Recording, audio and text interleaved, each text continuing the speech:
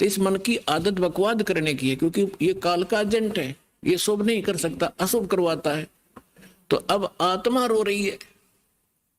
जब ज्ञान हुआ तो क्या कहती है, क्योंकि ये मन इसका कंट्रोलर बना दिया काल ने। और अब आत्मा क्या कह रही है, मैं तो दे दी है बाल में याणे नू, मत दे दी है बाल में याणे नू, मैं तो दे दी, मैं तो दे दी है बाल में याणे नू, मैं तो दे दी है बाल में याणे नू। गीता और भागवत पढ़े नहीं बूझे शब्द ठिकाने नू, गीता और भागवत पढ़े नहीं बूझे शब्द ठिकाने नू, मन मथुरा दिल द्वारका नगरी कहाँ फिरे बरसाने नू, मैं तो दे दी, मैं तो दे दी है बाल मयाणे नू, मैं तो दे दी है बाल मयाणे नू, मैं तो दे दी।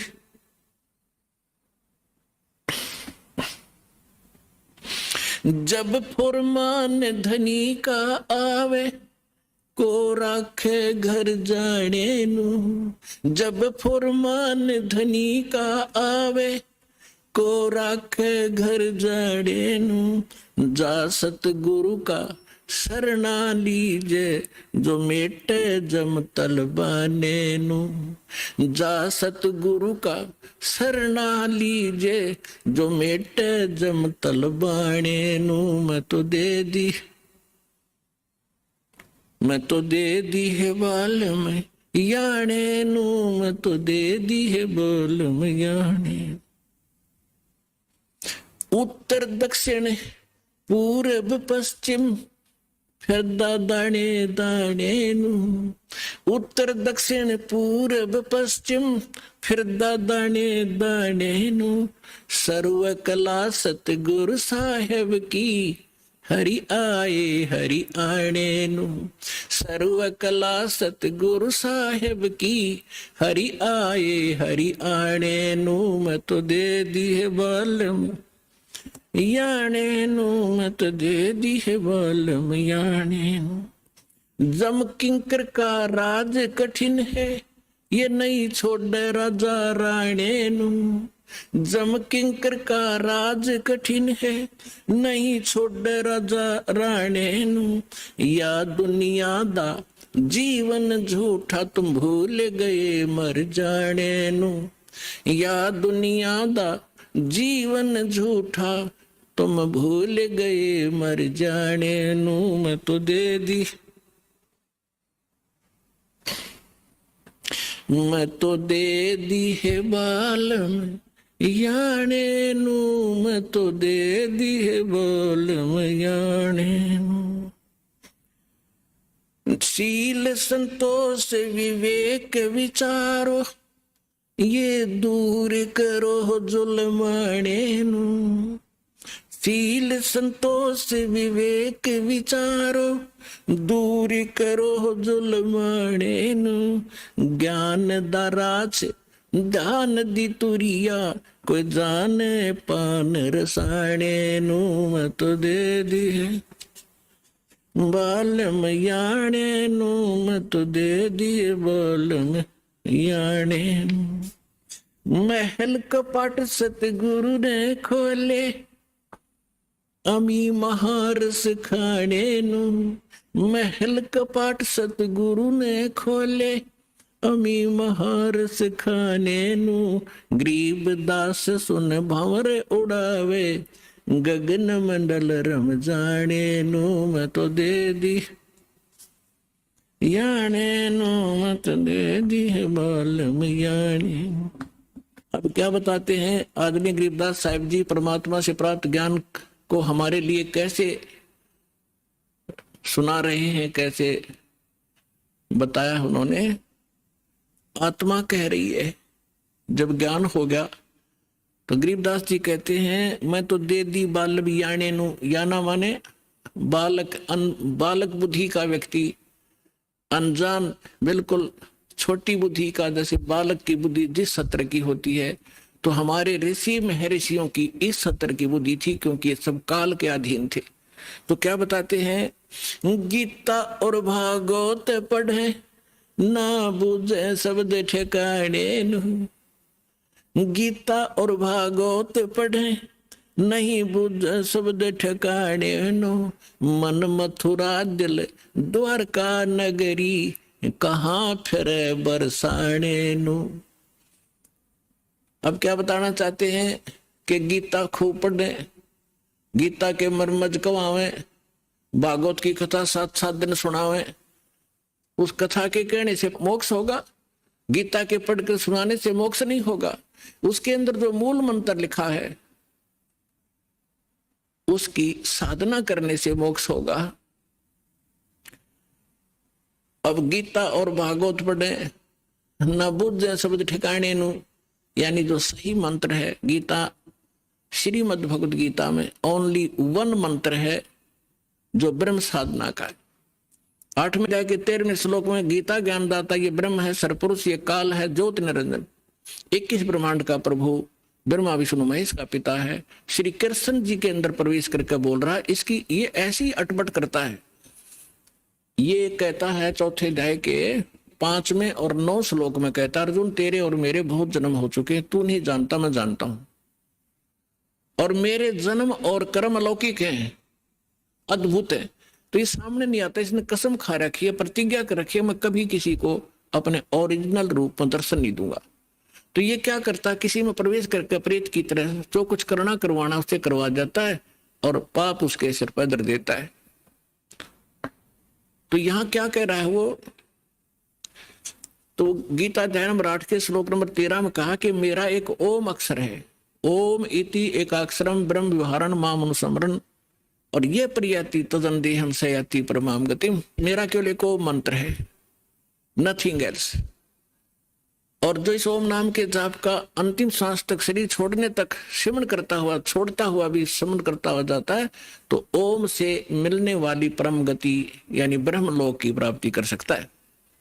गीता अध्याय नंबर 17 के श्लोक नंबर 23 में फिर इसने स्पष्ट कर दिया है कि उस सच्चिदानंद घन ब्रह्म की भक्ति का मुझे ज्ञान नहीं है, लेकिन सांकेतिक बताता हूं, वो 3 मंत्र का जाप है। ओम तत्सत इति निर्देश ब्रह्मण त्रिवेद समर्थ है, तो उसके पाने का ये 3 मंत्र का जाप है। तो यहां गरीबदास जी समझाना चाहते हैं, गीता और भागवत पढ़े न बुझे शब्द ठिकाने नु, ठिकाने माने जो सही मंत्र है, तो वो गीता का पाठ करें और कति कंठस्थ याद कर ले पूरे पूरे अध्याय, और जाप जप हरे कृष्ण कृष्ण कृष्ण हरे हरे राधे राधे श्याम मिला दे, कोई बात हुई है? फिर गीता किस लिए पढ़ रहे हो तुम? तो यहां परमात्मा कहा करते थे, मोती मुक्ता दर्शत नाही, ये जग है सब अंदरे, दिखत के तनैन चश्म इनके फिरा मोतिया बिंदरे। किसी को मोतिया बिंद का रोग हो जाए, आंखों में आंख बड़ी साफ दिखाई देती है, जैसे किसी ने बहुत घना दिखता होगा, उसको दिखता कुछ नहीं। तो ऐसे ही विद्वान थे, संस्कृत के सब ग्रंथ के ग्रंथों को कंठस्थ याद कर लेते थे, लेकिन उसमें लिखा क्या है, उसमें मार्गदर्शन क्या है, इनको कख भी पता नहीं था। इसलिए परमात्मा ने कहा है कि दिखत के तन्नैन चश्म, दिख विद्वान और इनका फिरा मोतिया बिंदरे। गीता के अंदर क्या लिखा है कि ओम नाम का जाप कर, और कुछ नहीं, बकवास छोड़ दे। 9वें अध्याय के 25वें श्लोक में गीता जी में कहा है कि भूत पूजने वाला भूत बनेगा, और पितर पूजने वाला पितरों को प्राप्त होगा, पितर बन जाएगा।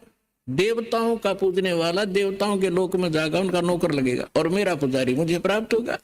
और उस परमात्मा की भक्ति को संत बताएगा। 4थे अध्याय के 34वें श्लोक में कहा है। तो ये श्राद्ध भी मना कर रखे, भूत पूजा है, श्राद्ध भूत पूजा है, पितृ पूजा है।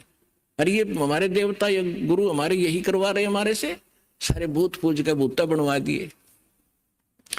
अब परमात्मा ने सूक्ष्म वेद में बताया है कि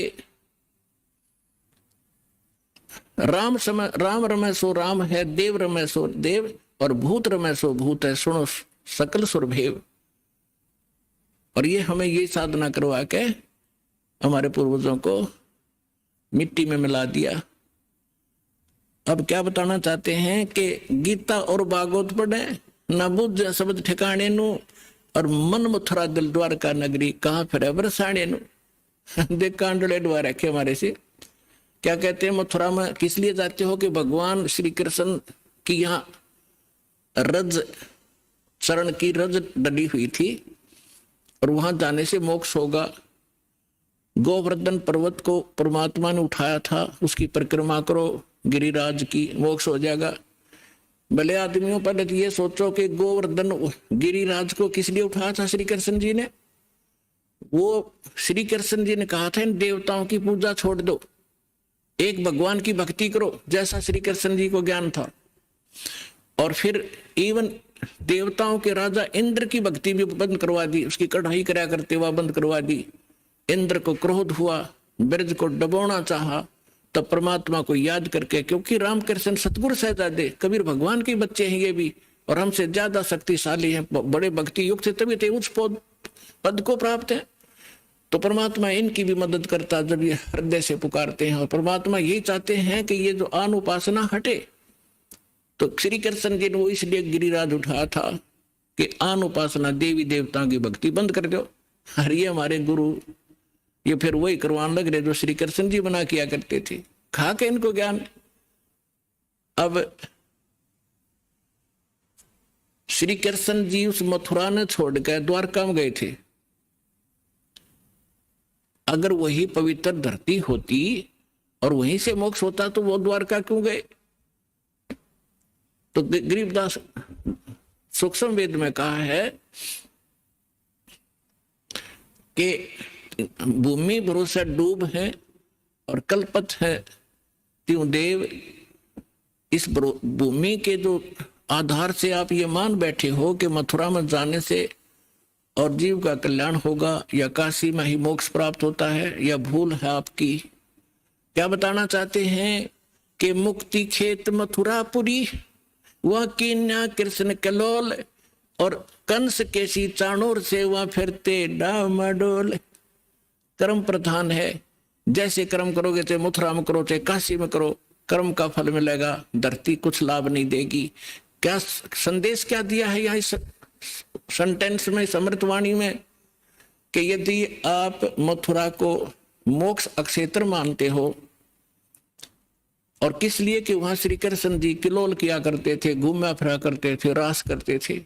उसी मथुरा में कंस था, केसी और चाणूर जैसा ने बकल तरवाया, उनकी ब्रांड माटी हुई, उनको नरक स्थान मिला। उन कर्म माड़े किए तो अच्छे कर्म कहीं बैठ के कर लो, सद्भक्ति करो, उसी से लाभ होगा।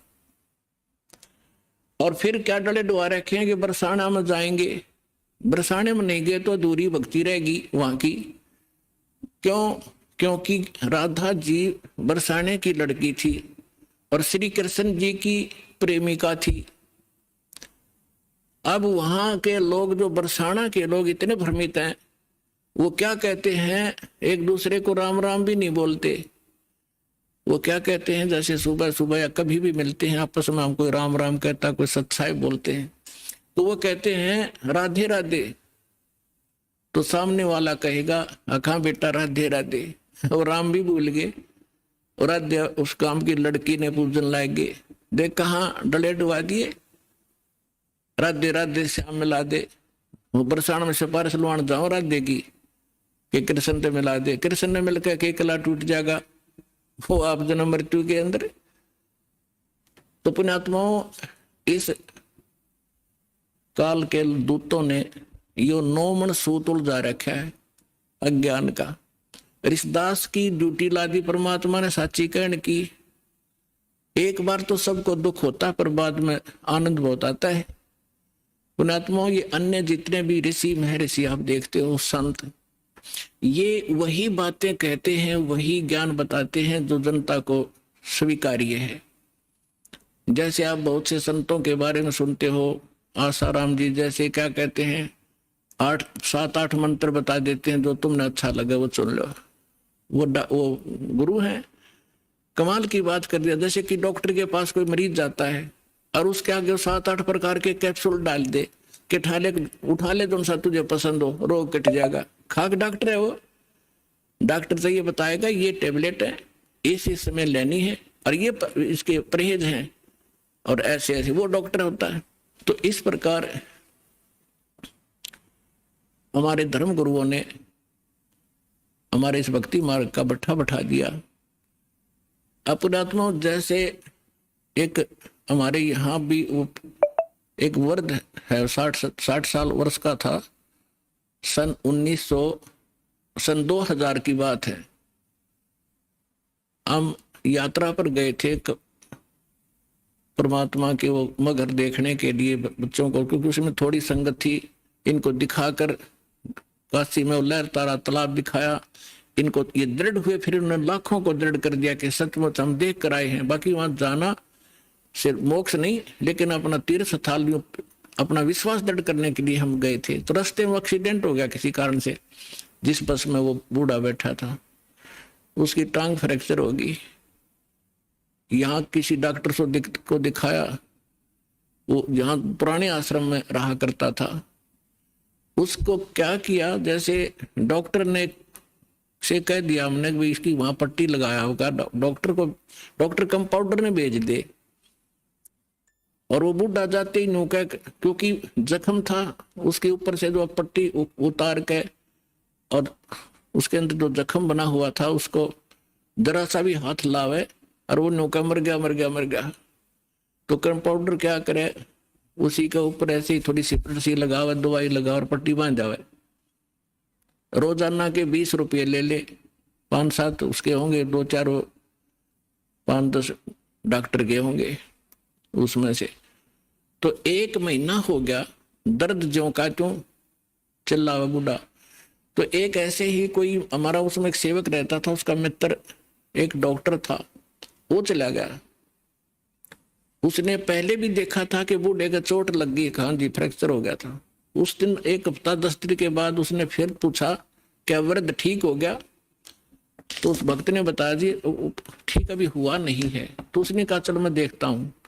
उसने जाकर देखा, वो पट्टी उतारी, उसमें मवाद भरा और इतना बड़ा सूज रहा वो। तो उसने कहा, इसने बैठा दिया, भाई कौन ऐसा डॉक्टर, ये तो मवाद निकालने पार पड़ेगी। वो मोटरसाइकिल से उसके स्कूटर अपने घर पर गया, वहां से सारा ट्रीटमेंट का सामान लाया और वो पट्टी पाड़ के और उसका मवाद निकाला। बूढ़ा रोया बुरी तरह, है मर गया। वो कहने लगा, बाबा जी थोड़ी सी देर मर लेगा फिर ठीक हो जाएगा, ये दर्द 5 मिनट का है, फिर कति सुख हो जाना, टांग कटेगी तेरी। ऐसा जुल्म कर दिया इस नालायक ने। तो पुण्यात्मा उसने करके साफ और लगा के दवाई, पेन किलर दवाई गोली दे दी। तीसरे दिन जख्म भर गया बूढ़े का और 1 हफ्ते में कति चालन ठीक हो गया।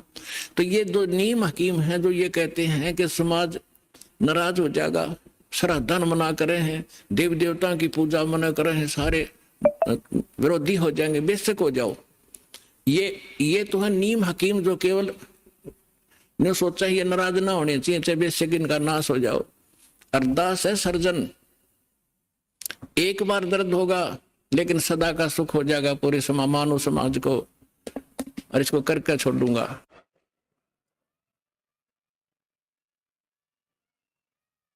तो यहाँ क्या बताना चाहते हैं परमात्मा के मन मथुरा दिल द्वारका नगरी का फिरता बरसाने नु।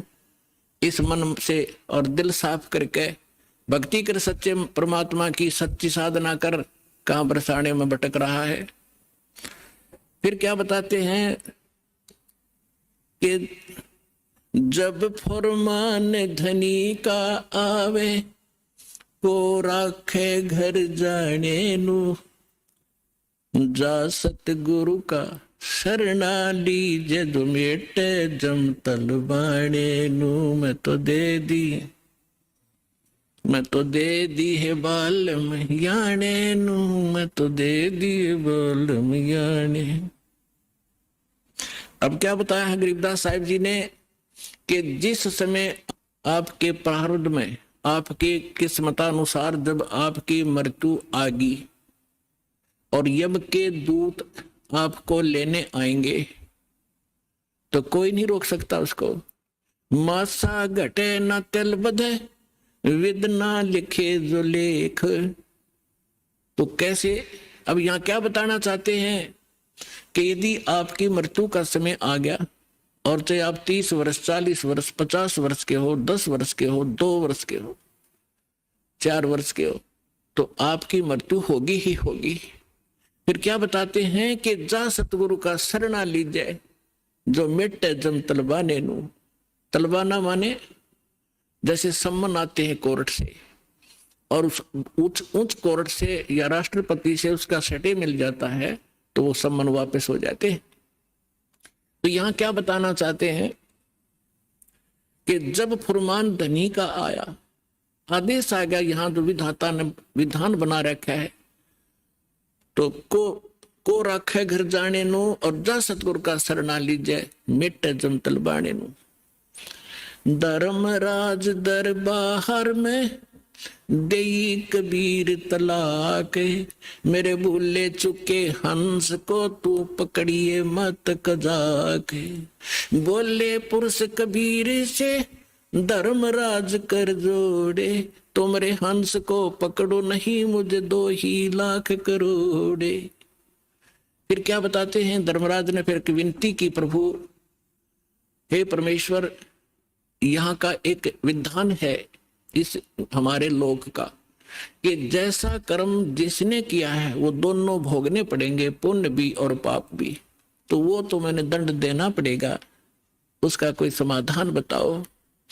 तो क्या बताते हैं कि कर्मों से तीरथ हैं वो अब जो जपे कबीरे, उनको तो पकड़ना पड़ेगा और जड़नी पड़े जंजीरे। तो मेरे बस की बात नहीं, मेरी विधान है परमात्मा। तब परमात्मा कबीर जी ने कहा कि कर्म भरम ब्रह्मांड के मैं पल में कर होने से, जिन हमारी 2 ही दी सो करो हमारे पेश। कहते हैं ये कर्म भ्रम तुमने यहाँ इनको मिसगाइड करके बुरे जुल्म करवा रहे हो तुम। ये कर्म भ्रम ब्रह्मांड के मैं पल में कर दूं नेस, इन पर कलम मार दूंगा, इनको खत्म कर दूंगा। और जिन्होंने मेरी दुहाई दी वो करो हमारे पेश, उसका अकाउंट भी मत लेना तू। तो ये ज्ञानदास सुनाता ही रहता है, परमात्मा की अमरवाणी है, कोई डूम बाट के गीत नहीं, उस सच्चे परमेश्वर का बताया हुआ सच्चा विधान है और ये ज्यों का त्यों है। परमात्मा ने कहा कि जो ये कह दे मेरे पास, तेरे पास आके मैं उस परमेश्वर कबीर जी का भक्त हूं, उसका अकाउंट भी मत लेना। जो मेरा सत्य साधक हो और किसी गलती से वो तुम ले भी आए हो तो मेरे पास भेज देना, करो हमारे पेश। एक भक्त बता रहा था जी, मैं सपने में रात को सो रहा था और 2 बैंकर से आए और मुझे कहने लगे कि चल तू। मैं उठकर चल पड़ा उनके साथ साथ, और जब पहुंच गए ना, एक बड़ी सी बिल्डिंग दिखाई दी थी। उसके निकट जाकर मैंने पूछा भी कहाँ ले जा रहे हो तुम मुझे? वो कहने लगे हम तुझे धर्मराज के पास ले जाएंगे और वहां तेरा लेखा जोखा होगा, फिर उसके बाद आगे जैसे आदेश होगा तेरा आगे फिर हम उसके बाद बताएंगे। तो कहने लगा तुम यम के दूत हो? हाँ, कहाँ यम के दूत हम। तो उसको बात याद आ गई कि हमने ज्ञान में सुना है, गुरुजी बताते हैं परमात्मा कबीर जी के भक्त को और यम के दूत नहीं पकड़ सकते। तो मैं उनके साथ झगड़न लग गया गुट्टम गुट्टा कि तुम मुझे नहीं ले जा सकते, छोड़ो। तो काफी देर मेरा उनका झगड़ा हुआ। तो मैंने बताया कि मैं कबीर परमेश्वर की भक्ति करता हूँ, सच्चे सतगुरु की शरण में हूं, तुम कैसे ले जा सकते हो? और नहीं तो पूछ लो तुम्हारे उस जिसके पास मुझे ले जा रहे हो। तो उन्होंने देखा कि बड़ा दृढ़ता से बोल रहा है। उसने कहा, एक ने कहा कि तू यहाँ खड़ा रहे, मैं पता करके आता हूँ। कहते वो अंदर गया, उसने मुझे आवाज सुनाई दे। उसने पूछा कि महाराज ऐसे ऐसे, वो कह रहा है कि मैं कबीर जी का शिष्य हूँ, भक्त हूँ, और तो मुझे नहीं ग्रहण कर सकते। धर्मराज से कहा। धर्मराज ने अकाउंट देखा, वो दोबारा खोल कर देखा कि निकम्मे की तले आई इसने, इसको वापस छोड़ दो फटाफट, मुन्ने भी मरवाओगे तुम।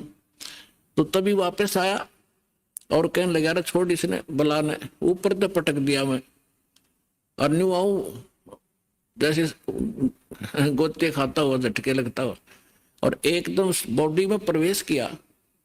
और जब मैं उठा, पसीना पसीना हो रहा, मेरी जाग खुल गई, नींद खुल गई, और काफी देर तक मेरा शरीर सुन रहा, मैं हिल डुल नहीं सका, हिल डुल नहीं पाया।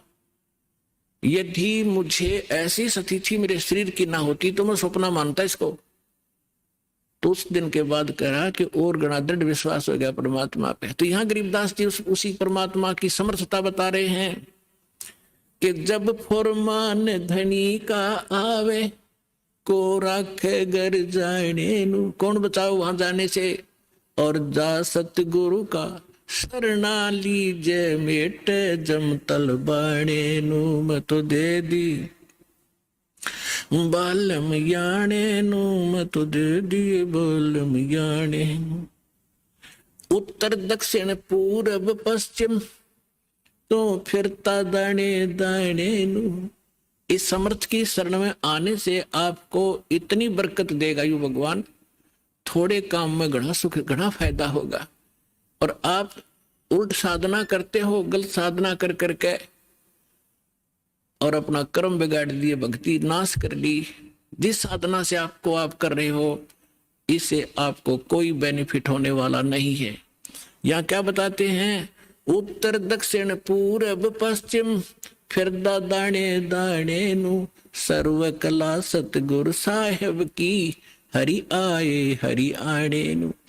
तुम तो कहते हो कि भगवान हमने मिलता नहीं, और भगवान हरियाणे में आए और मुझे मिले, सतलोक लेकर गए, फिर वहां पे छोड़ा। और पुण्यात्माओं, आगे फिर गरीबदास जी क्या बताते हैं, मत दे दी है बाल में बैरे नू, मैं तो दे दी है बाल में बैरे नू, मैं तो दे दी बैरे नू, मैं तो दे दी है बाल में बैरे नू। संसारी दी गल्ला चिने ना बूझे शब्द जो गहरे नू, संसारी दी गल्ला चिने नहीं बूझे शब्द जो गहरे नू। ये मुर्दों से ती प्रीत लगावे न जाने सतगुरु मेरे नू, मुर्दों से ती प्रीत लगावे न जाने सतगुरु मेरे नू, मैं तो दे दी है बालम बैरे नू, मैं तो दे दी है बालम बैरे नू। श्वेत छतर सिर मुकुट विराजे, देखत ना उस चेहरे नू, श्वेत छतर सिर मुकुट विराजे, देखत ना उस चेहरे नू। ऊंची थड़िया खेती बोवे, ये भूल गए निज डेरे नू, ऊंची थड़िया खेती बोवे, ये भूल गए निज डेरे नू, मैं तो दे दी बैरे नू, मैं तो दे दी है बालम बैरे नू, मैं तो दे दी बैरे नू, मैं तो दे दी है बालम बैरे। ये संसार समझदा नहीं, कहंदा श्याम दोपहरे नू, ये संसार समझदा नहीं, कहंदा श्याम दोपहरे नू। गरीब दास ये वक्त जात है, रोवोगे इस पैरे नू, गरीब दास ये वक्त जात है, रोवोगे इस पैरे नू। मैं तो दे दी है बालम बैरे नू, मत दे दी है बालम बैरे नू। ऊंची थलियां खेती बोए, ये भूल गए हैं निज डेरे नू, ऊंची थलियां खेती बोए, ये भूल गए निज डेरे नू। गरीब दास ये वक्त जात है, रोवोगे इस पैरे नू, गरीब दास ये वक्त जात है, रोगे इस पैरे नू, मैं तो दे दी बैरे नू, मत दे दी है बालम बैरे। अब इसमें क्या बताना चाहा है परमात्मा के ज्ञान को गरीबदास साहिब जी ने, कि यदि आप किसी मित्र को, बहन भाई को, या कोई और निकट के संपर्क वाले को कुछ बताना चाहोगे इस ज्ञान के बारे में, वो कति सुनने को तैयार नहीं, क्योंकि मन है उसके अंदर प्रभावी है, हैवी है मन। और उसी व्यक्ति को कोई ये कह दे, कहाँ जाते हो भाई, कि मैं जाता हूं अमरनाथ पे, और उसको ये कह दे कि केदारनाथ पर जाने से बहुत लाभ होता है, तो पूछेगा कब जाएगा, मुझे भी ले चलना, नो ऑब्जेक्शन। कोई सोमवार का व्रत रखता है तो उसको कोई ये कह दे कि शुक्रवार का व्रत बड़ा बेनिफिट देता है, अच्छा बता कैसे करना होता है तुरंत मान जाएगा। तो यहां परमात्मा कहते हैं मैं तो दे दी बालम बैरे नू, और संसारी दी गल्ला चीने, आम आदमी कह दे वो मान ले, और ना बुझ सब जो गहरे नू, इस गहरे ज्ञान को नहीं पूछना चाहता, ना समझना चाहता। तो क्या बताते हैं, संसारी दी गल्ला चीने, नहीं बुझे शब्द जो गहरे नू, ये मुर्दों से ती प्रीत लगावे, न जाने सतगुरु मेरे। अब जैसे प्रत्येक गांव में किसी तालाब के ऊपर या किसी अन्य स्थान पर कोई संत साधक मर गया, मृत्यु को प्राप्त हुआ, उसकी यादगार बना ली, वह माथा टेकन लग गए सारे, पूरा गांव का गांव, इन्होंने हमारे तो दादा लाई पूजा है यार। अरे कोई विवेक तो लो, देखो जैसे ठीक है वो संत अच्छे होंगे जो आज तक पूजे हैं, लेकिन उस समय जो उस जीवित समय में उसके जैसा भी वो संत था, जैसी भी भक्ति साधना थी उसके पास, तो उससे उस समय लाभ तो मिल सकता था जब वो वर्तमान में था।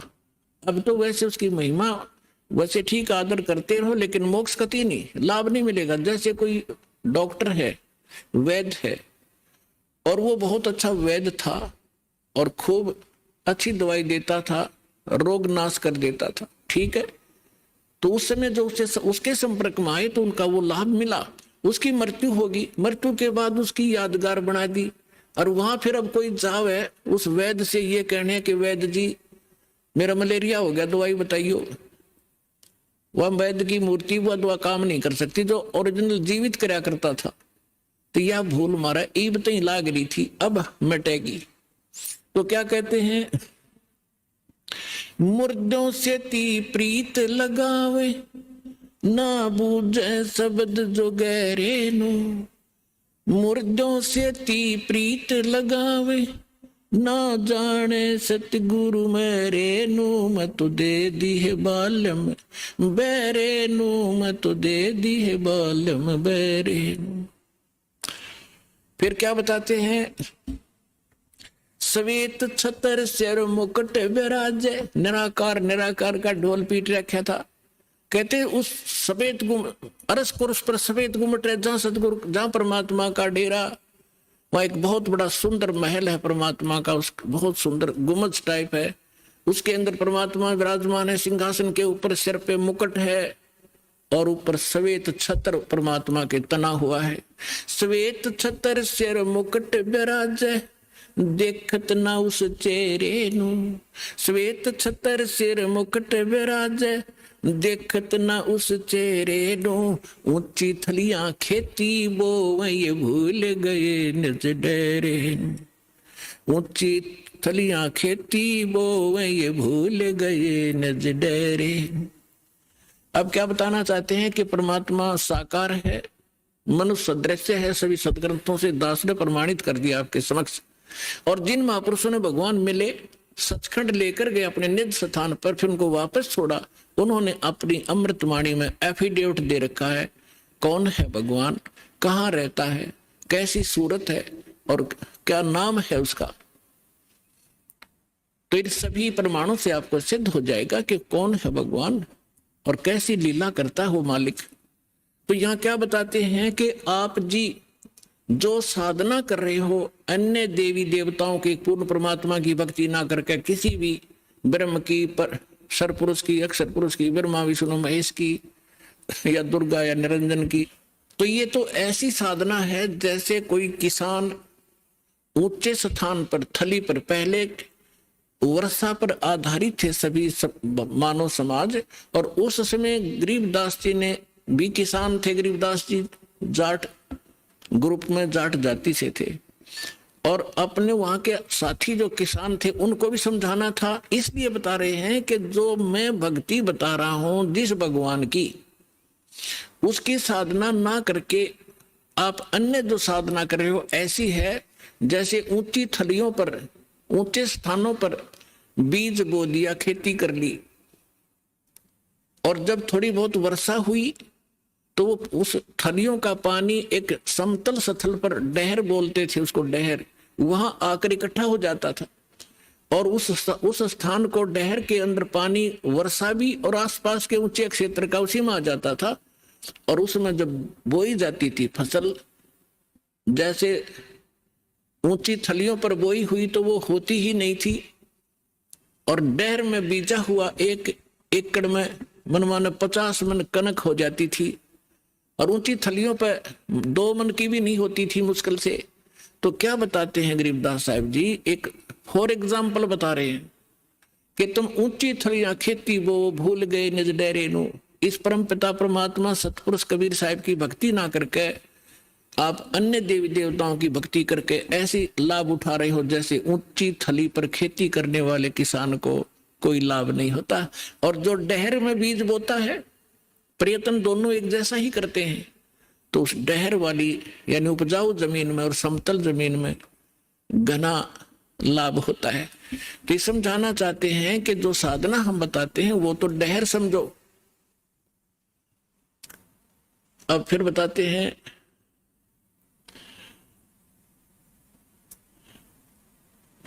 गोता मारू स्वर्ग में जा बैठू पाताले, गरीबदास ढूंढता फेरूं अपने हीरे मोती लाल।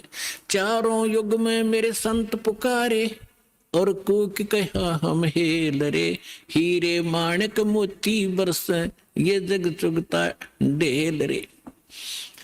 अब परमात्मा कबीर जी से प्राप्त ज्ञान को कैसे विश्लेषण कर रहे हैं गरीबदास जी।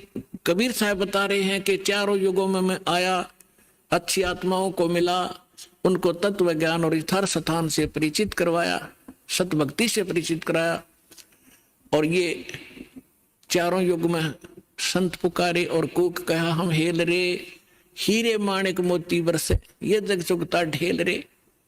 हम तत्व ज्ञान और यथार्थ साधना रूपी हीरे मोती लालों को बखेर रहे हैं, और आप जी इस ज्ञान से परिचित न होने के कारण इन लाल और हीरे मोतियों को ग्रहण ना करके कंकर पत्थर, आन उपासना रूपी कंकर पत्थर इकट्ठे कर रहे हो, जो तुम्हें बाद में कोई लाभ नहीं देगी। उसी को यहां प्रमाणित कर रहे हैं।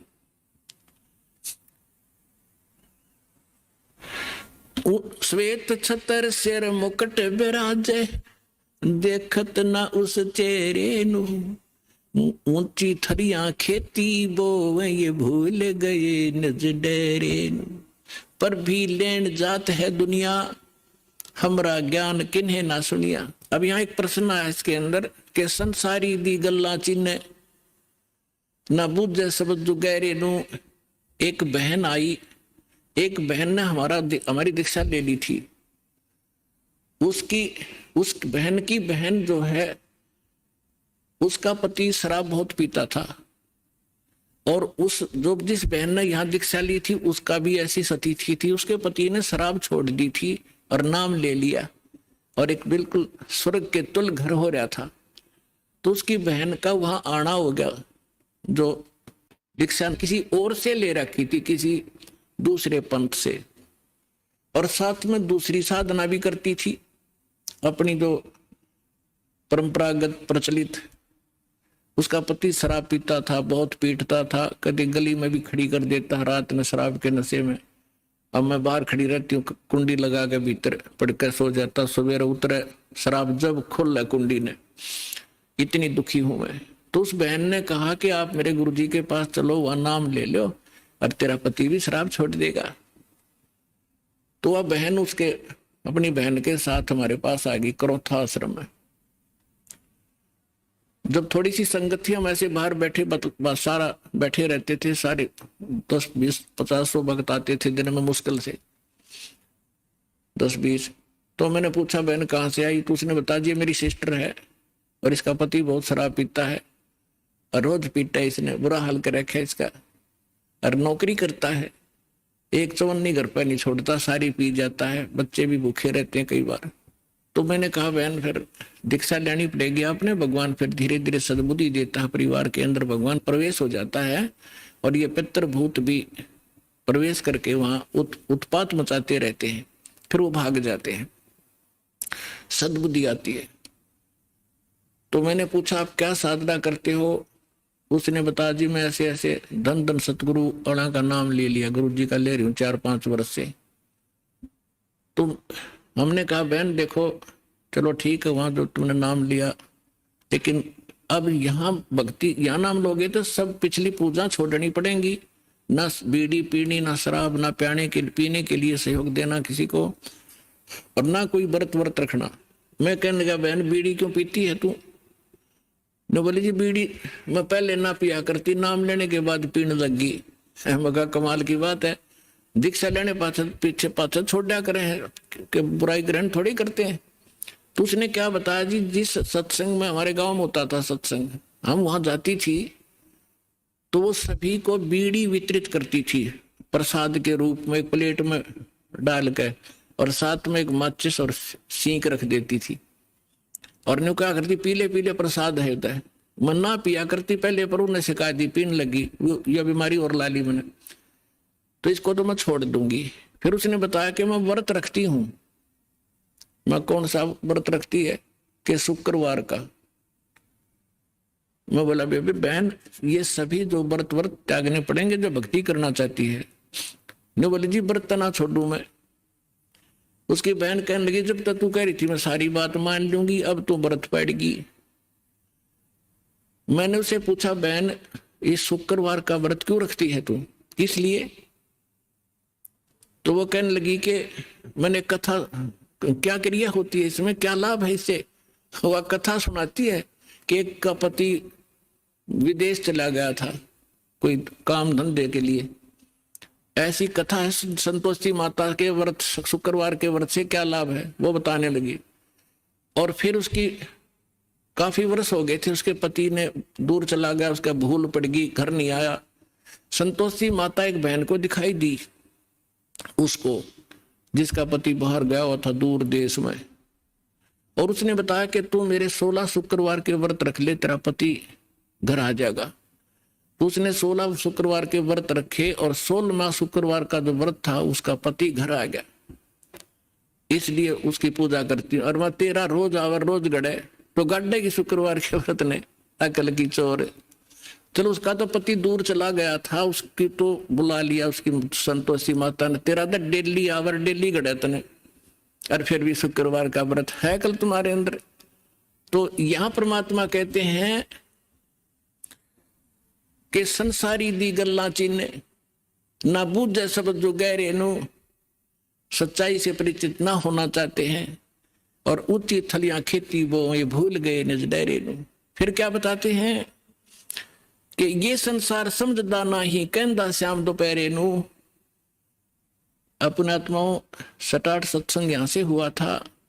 भाई तन दर सुखिया कोई ना देखा, जो देखा सो दुखिया हो, उदय अस्त की बात करते हैं, मन सबका किया विवेका हो, सबका किया विवेका हो।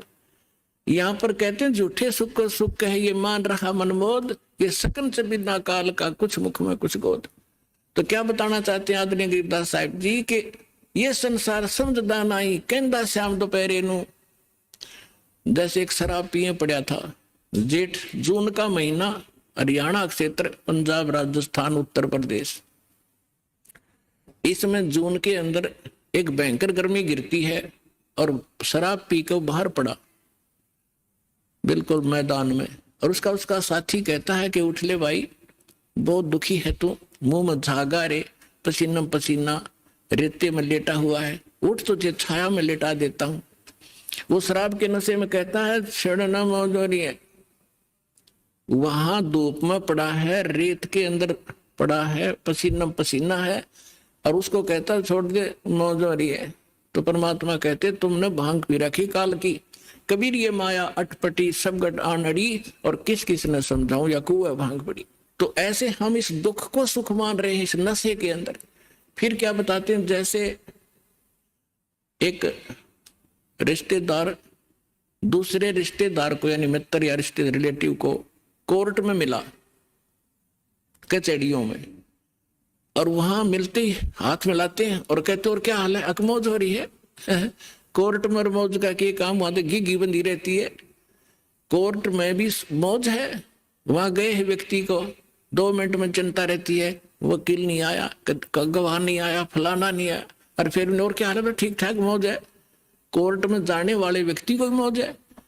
फिर हॉस्पिटल में गया, किसी का कोई बच्चा बीमार था, मित्र आए वहां मिलने के लिए, अब उससे पूछते हैं और ठीक है, अपना लड़का तो बीमार है बाकी मौज हो रही है, लड़का मरने को हो रहा है बाकी ठीक ठाक है।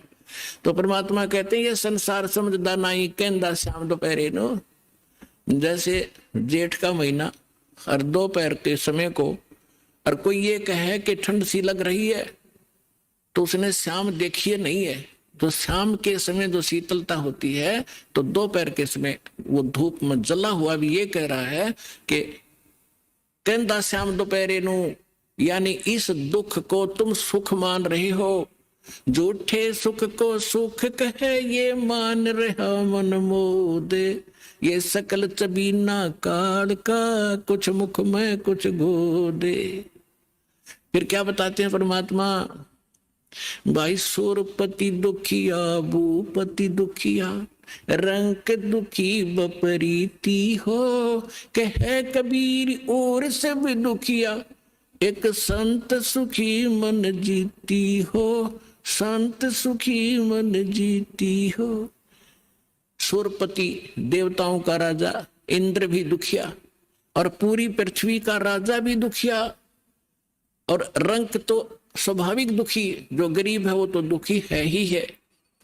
तो परमात्मा ने बताया है, कहे कबीर और सब दुखिया, एक संत सुखी मन जीती हो। यानी परमात्मा की शरण में जो प्राणी आ जाएगा, पूरे सतगुरु की शरण में आने से, उस सच्चे परमात्मा की भक्ति करने से, उसको एक तो ज्ञान ऐसा प्राप्त हो जाता है कि वो संसारिक इन आडंबरों से दूर हो जाता है। उसको ज्ञान ऐसा निर्मल मिल जाता है कि ऐसा निर्मल ज्ञान है, ये निर्मल करे शरीर और ज्ञान मंडलीक है, भाई चकवे ज्ञान कबीर। तो उसको ज्ञान ऐसा मिल जाता है कि यहाँ तक पीछा छुड़वाएं पार पड़ेगी, ना कोठी की घनी आवश्यकता, ना बंगले की, ना ज्यादा या अटपट चले नहीं, क्योंकि हमारे परमात्मा सारी ब्रह्मांड के पालक, सबके रचनहार